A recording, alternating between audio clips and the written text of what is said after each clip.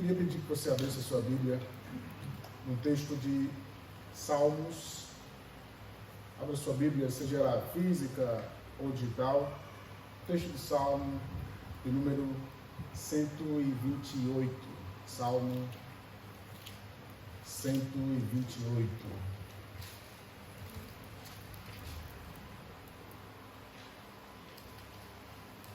Nós estamos na série A Grama do Vizinho é Mais Verde. Nós temos a tendência de nos compararmos, nós temos a tendência de sempre olhar para o outro. Semana passada nós trabalhamos um pouco sobre isso, o poder da comparação. E como esse poder muitas vezes nos tira o grande foco para onde realmente deveríamos olhar.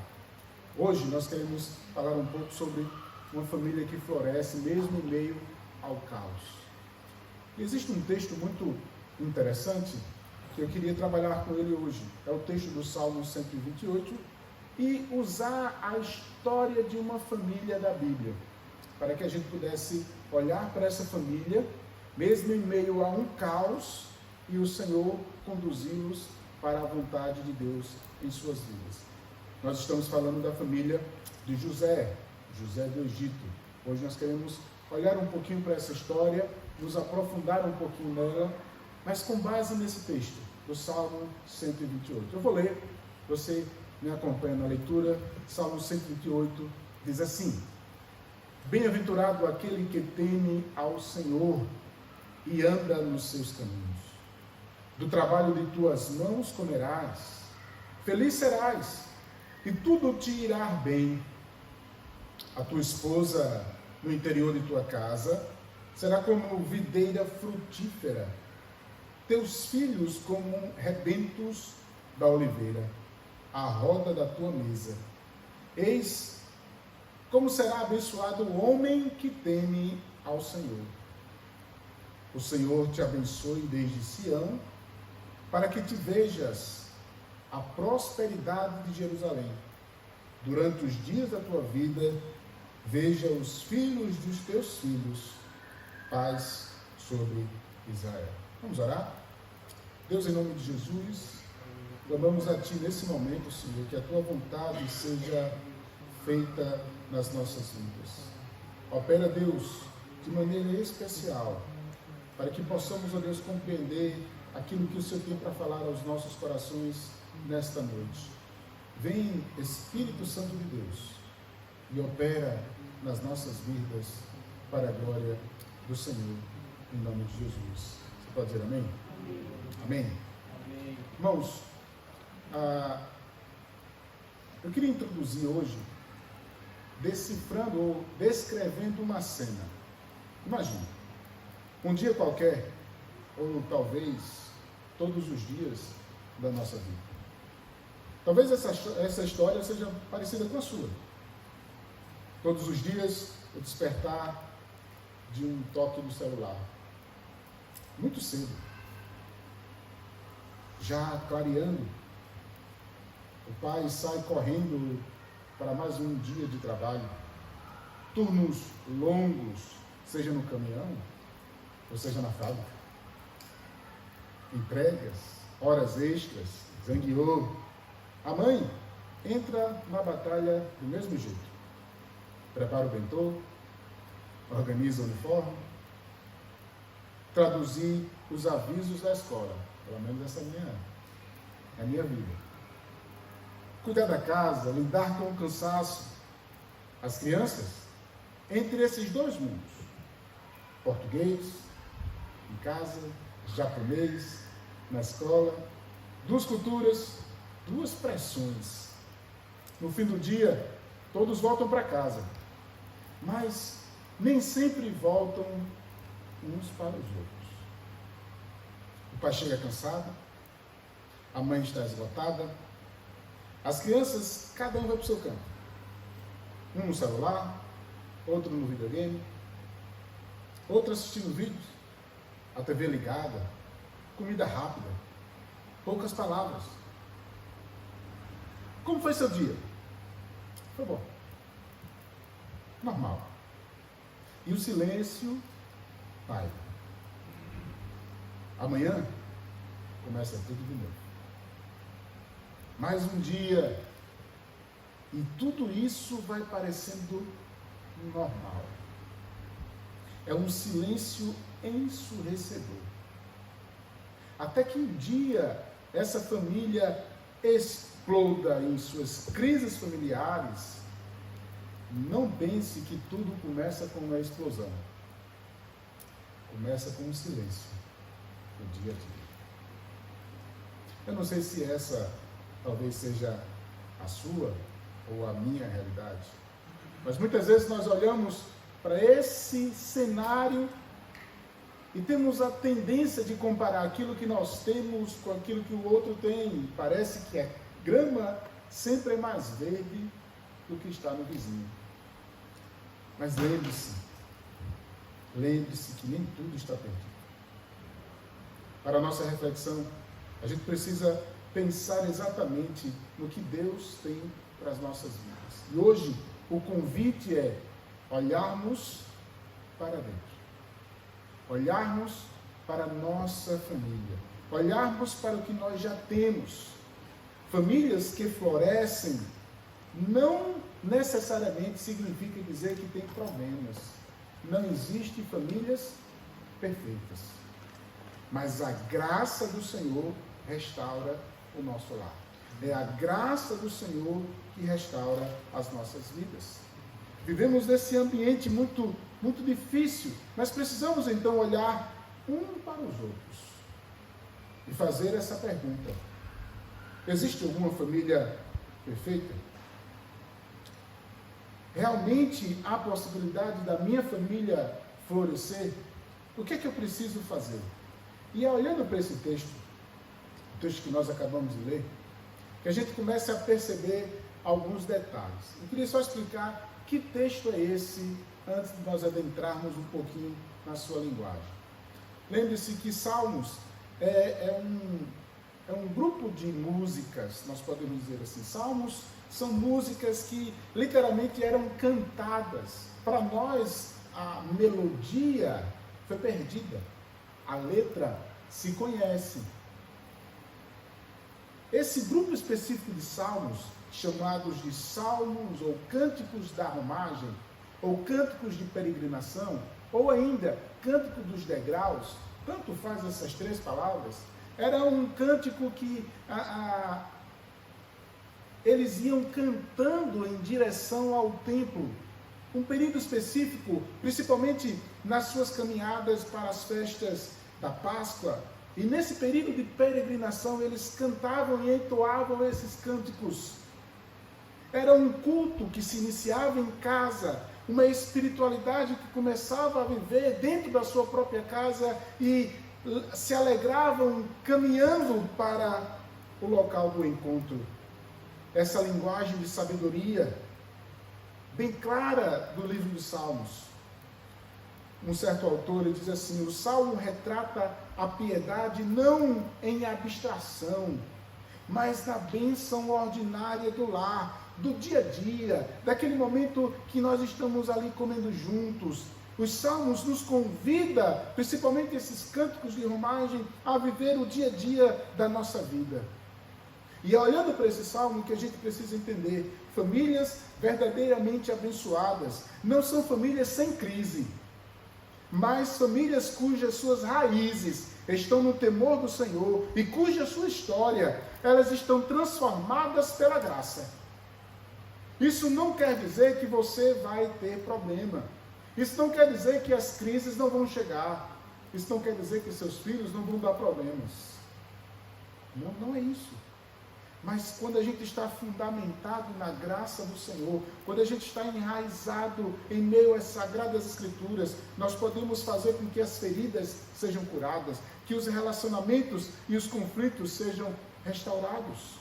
E é olhando exatamente para esse florescer, que a gente começa a adentrar dentro do texto. O primeiro versículo, o versículo do Salmo diz assim: bem-aventurado aquele que teme ao Senhor e anda nos seus caminhos. Duas palavras saltam aqui às nossas mentes, aos nossos olhos. A primeira palavra é bem-aventurado. A palavra que é descrita no Antigo Testamento como Makairos, na verdade no grego ela é transliterada como Makairos, ela traz a ideia de algo que é ser mais que feliz. Não é apenas uma felicidade, não é apenas dizer assim, eu conquistei, é algo que vai muito mais além do que apenas um sentimento de alegria. Ser bem-aventurado é algo que sobressai os nossos próprios pensamentos, é algo que só é conquistado diante do Senhor, e ele diz, bem-aventurado aquele que teme. E temer, muitas vezes, é uma palavra que confunde a nossa mente. Porque a gente joga a palavra temer como algo de medo. Eu temo o meu pai, né?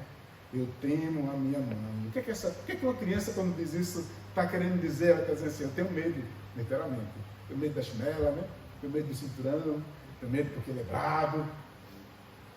Mas o que é, na verdade, essa palavra? A palavra traduzida do hebraico, que traz a ideia de ashré. Essa palavra em hebraico, ela traz algo muito mais do que apenas um sentimento de medo. Não, temer ao Senhor não significa pavor, não significa ter medo, mas significa reverência, submissão, centralidade. João Calvino, quando fala sobre essa palavra, ele diz assim, o temor a Deus é o princípio fundamental de uma vida feliz, baseada nesse texto, e não apenas um texto de Salmo 128, Provérbios vai dizer isso, os Salmos em vários textos vai dizer isso, temor do Senhor é o princípio da sabedoria. Bem-aventurado é aquele que teme ao Senhor e anda nos seus caminhos. Portanto, a gente entra nesse salmo com o convite de ser feliz. Vem cá, esse não é o convite que o mundo tem para nós? Essa não é a busca constante das pessoas? A busca por uma felicidade? E essas pessoas estão buscando no dinheiro, estão buscando nas suas conquistas, estão buscando em mulheres, em homens, em tantas outras coisas, mas parece-nos que quanto mais essas pessoas encontram ou conquistam as suas próprias coisas, eles não sentem a felicidade. É algo momentâneo, é algo satisfatório, é algo que vem e passa como vento. Porque há algo atrelado à felicidade que está muito mais do que além das nossas próprias conquistas. Bem-aventurado é aquele que teme ao Senhor, que se reverencia, que é submisso à sua palavra, que está na sua vida como centralidade em Deus. Nós temos um convite hoje para nós olharmos para Deus e sermos a Ele, ser Ele o eixo central da nossa vida e da nossa família. Mas olhando para a família dos nossos dias hoje, aqui está a crise fundamental que está sendo diagnosticada pelos psicólogos, pelos sociólogos. Ausência de comunicação, crises emocionais, a falta de rotina organizacional e a falta de planejamento estratégico familiar. Hoje, os jovens estão pensando no casamento? Não. Estão pensando em se juntar. Estão perdendo o eixo bíblico da relação, o padrão bíblico da relação. Filhos não se querem mais. Por quê? Porque eles querem primeiramente as suas próprias satisfações. Não quero ter filho agora. Numa família sem comunicação é terrível. Uma família onde as regulações emocionais, a inteligência emocional, o controle de impulsos não tem sido trabalhado pelos pais. A falta de organização, falta de rotina, hora de dormir, hora de orar, hora de estudar, hora de trabalhar. Quantas vezes nós estamos ultrapassando os limites porque nós não estamos sendo organizados? Tudo isso sem, principalmente, o eixo da espiritualidade. Quando nós vivemos aquele quadro descrito no começo, trabalho, sem comunicação, nós temos a tendência silenciosa de um dia tudo explodir.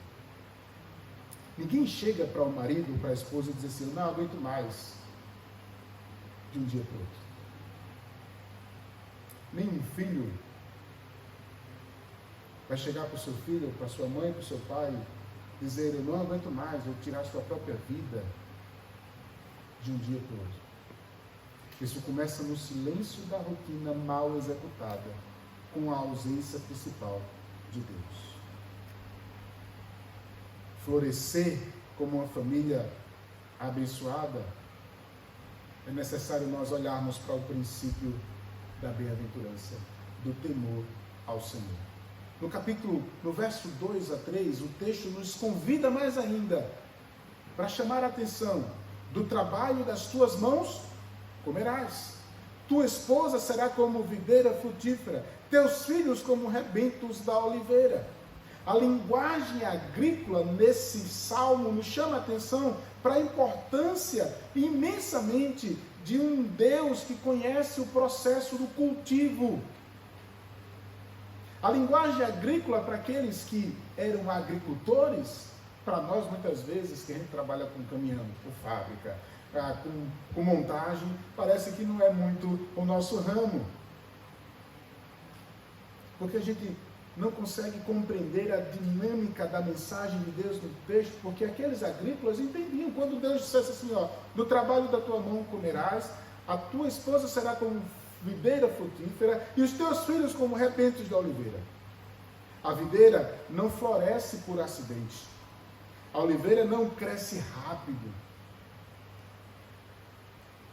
A família também não. A cultura da comparação que nós falamos na semana passada, muitas vezes desgasta e transforma as ações imediatas em mudanças visíveis de um fim de semana. Nenhuma foto no Instagram vai revelar o problema oculto dos lares. Não se engane. A imagem do Salmo mostra um homem que trabalha com alegria, uma esposa com uma imagem de videira frutífera, com vitalidade, com alegria, com fecundidade, filhos como rebentos da oliveira, é uma imagem de estabilidade, de continuidade de legado. Legado não é algo que traz de um dia para o outro, mas é algo que é ensinado com constância. Legado é algo que fica para a vida. Família não é um evento, é uma formação, não é uma fotografia, é uma trajetória, não é uma vitrine ou um stories do Instagram. É a raiz que está sendo profundamente aplicada nas nossas vidas. Por isso, nós precisamos, com base no Salmo 128, olhar honestamente para algumas perguntas. Perguntas sérias.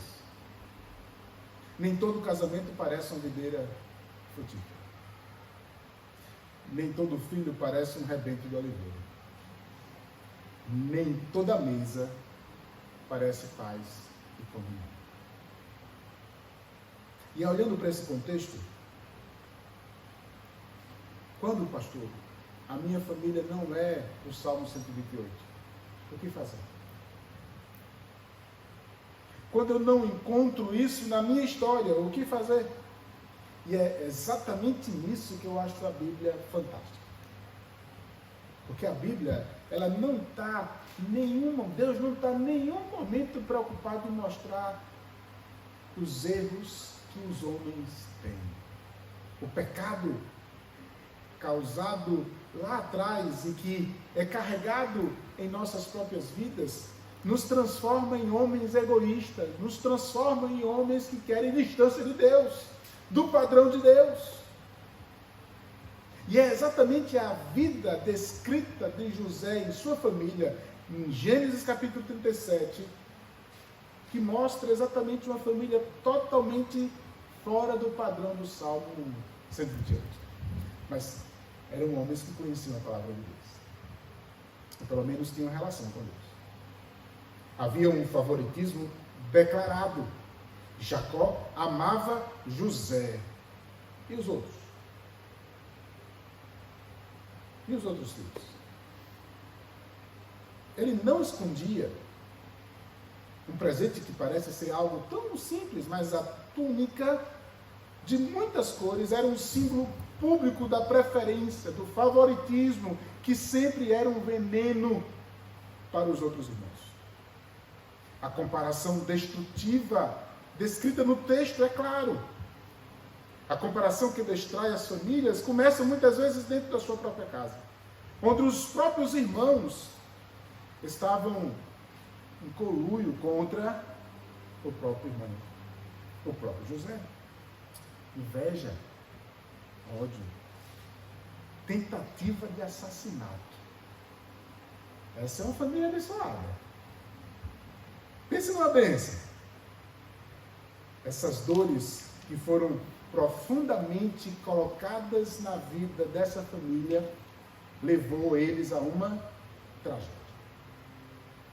José, que recebeu orientação do Senhor, sonhos, e por falta de experiência não soube trabalhar com isso, foi traído pelos seus irmãos,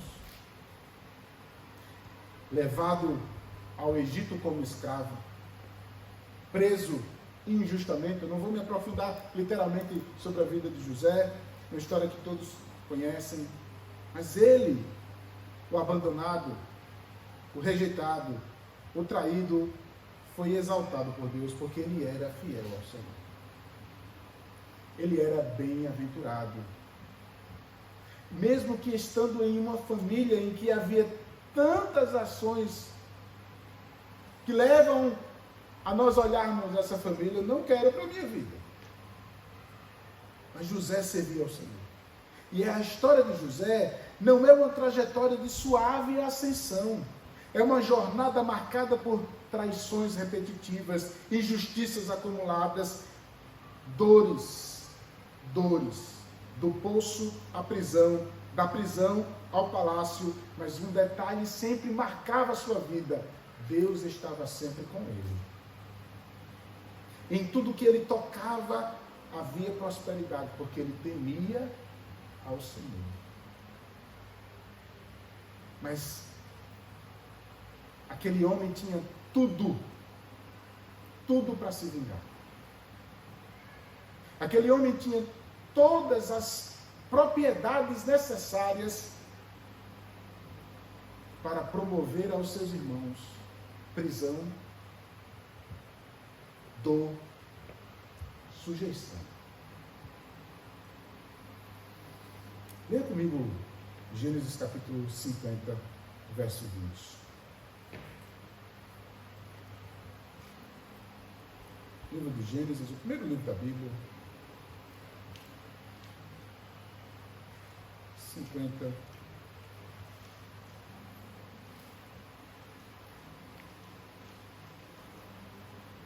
Verso 20. Se você achou, diga amém. Amém. Vamos ler a partir do verso 15. Eu quero ler a partir do verso 15 com vocês.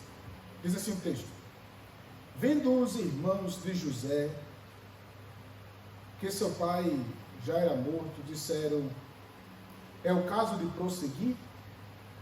José, nos perseguir e nos retribuir certamente o mal todo que lhe fizemos.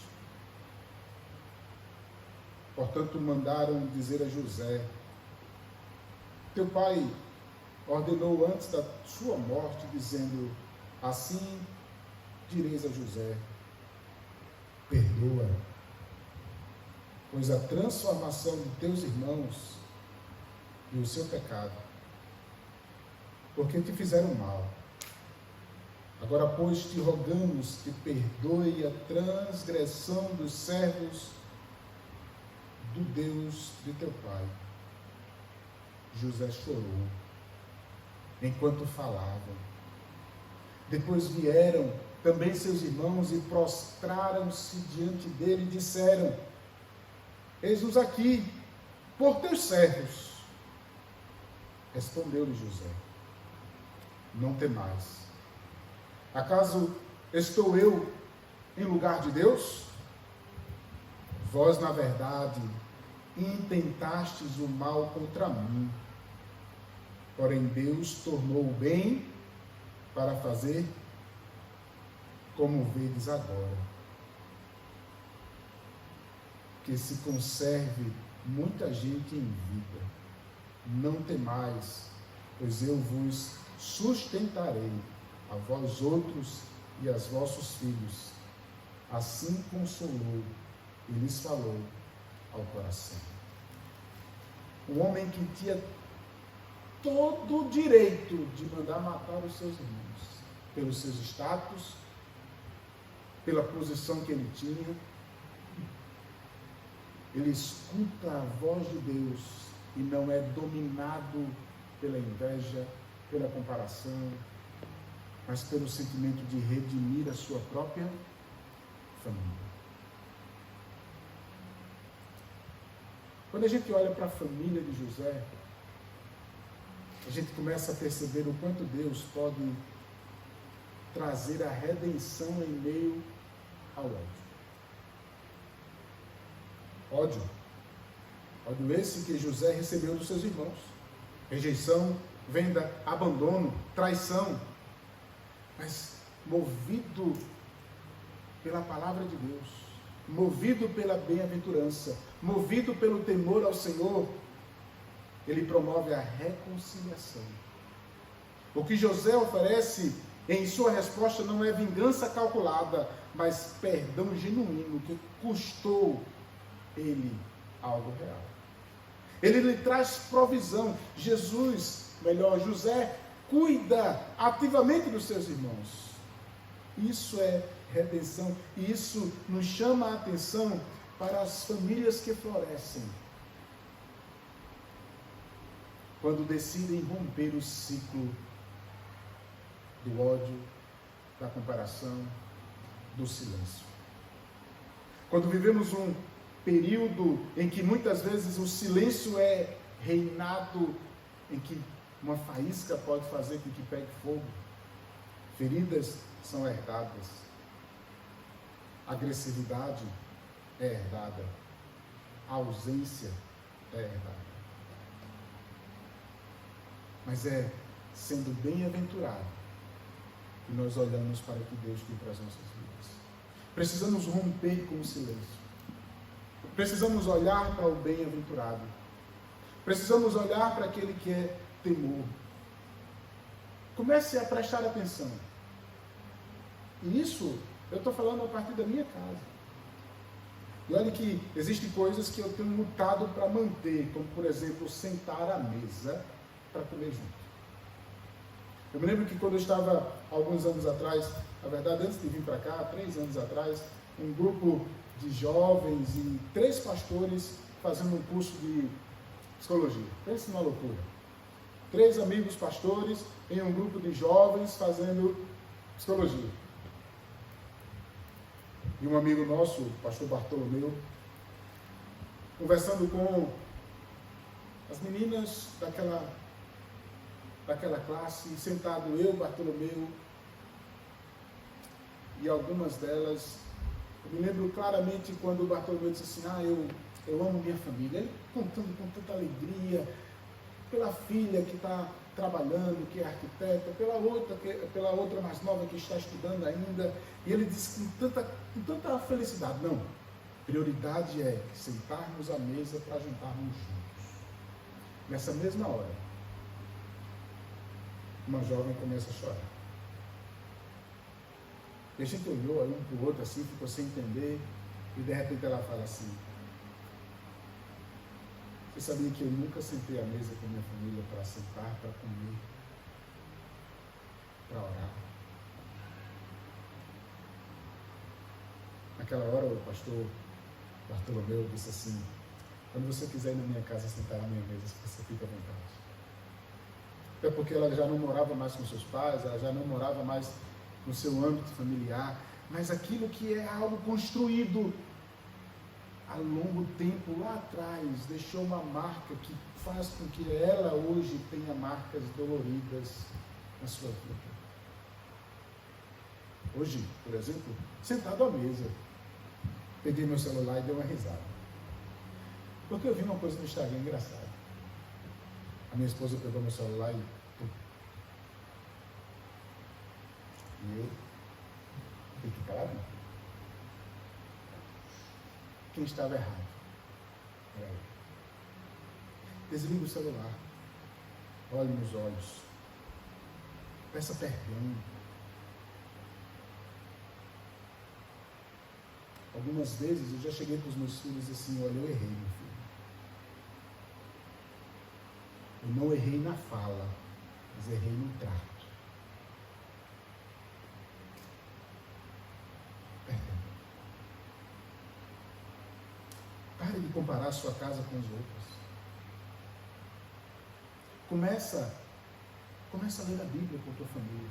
Começa a orar com a tua família. Ah, mas nem todos vão começar independente. Comece. Busque curas das feridas antigas da tua história. Famílias florescem menos por perfeição, mais por arrependimento e reconhecimento da graça de Deus em nossas vidas. Não é perfeição, é arrependimento. Não é perfeição, é graça de um Deus que nos conduz a sermos bem-aventurados e tementes ao Senhor. Mas o que me chama mais a atenção é que José não é apenas um homem escrito na Bíblia, mas é alguém que prefigura o Cristo Todo-Poderoso. Ao longo da história, da narrativa bíblica, existem homens que prefiguram, apontam para aquele que vai vir. José é um desses. José foi rejeitado, José foi vendido, José foi exaltado, José salvou seus irmãos. Mas Jesus, ele é superior a José. Porque Jesus, ele se entregou voluntariamente. Ninguém vendeu ele. Ninguém tirou a sua vida. Ele decidiu se dar por você. Enquanto José redimiu a sua família, Jesus redime toda raça, língua, nação, toda a família. Basta dele crer. Jesus oferece a vida eterna, um pão que vai saciar a tua história, a tua busca por felicidade é apenas encontrada em Jesus. Ele é a realidade plena das nossas vidas. É nele que todas as nossas culpas e feridas são saradas. Jesus é o verdadeiro homem, é o verdadeiro bem-aventurado, é o nosso guia, é aquele que devemos olhar para ele. Ele viveu plenamente o temor do Senhor e ele suportou a rejeição mais profunda, que foi minha e sua. Eu e você éramos os que rejeitavam ele, mas ele decidiu se aproximar de nós, de forma que ele se entregou, carregou a nossa culpa, nos livrou do ódio, da inveja, da violência. Hoje, eu convido você a olhar para Jesus, seguir ele como bem-aventurado. Não existe família perfeita, existe a graça perfeita.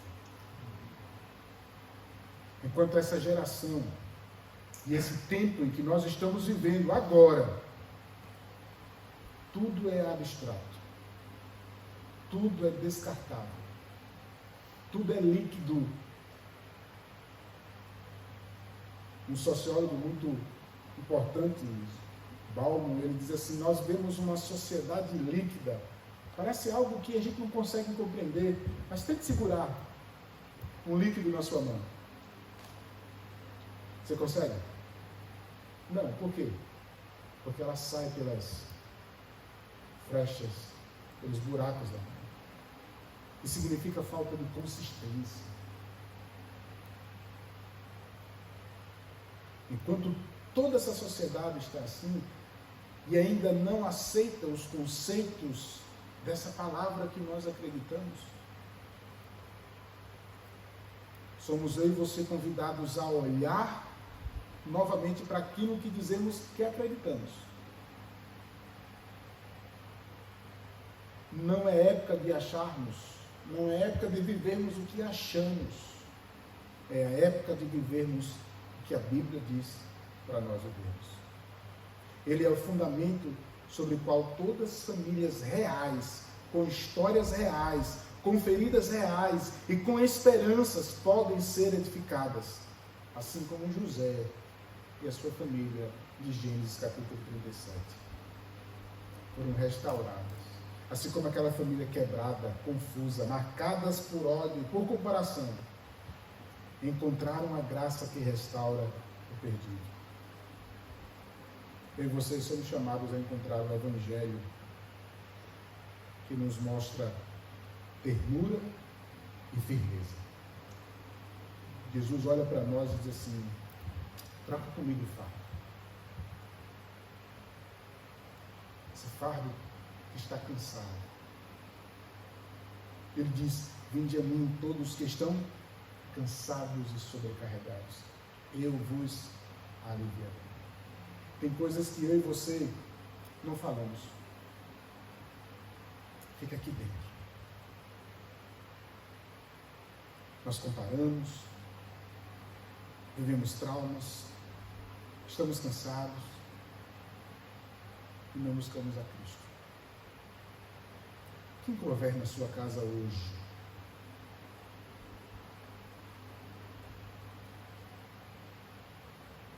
A grama do vizinho parece mais verde, mas não está no quintal da família sem problemas. Por mais que ela pareça verde, não significa dizer que aquela família seja perfeita.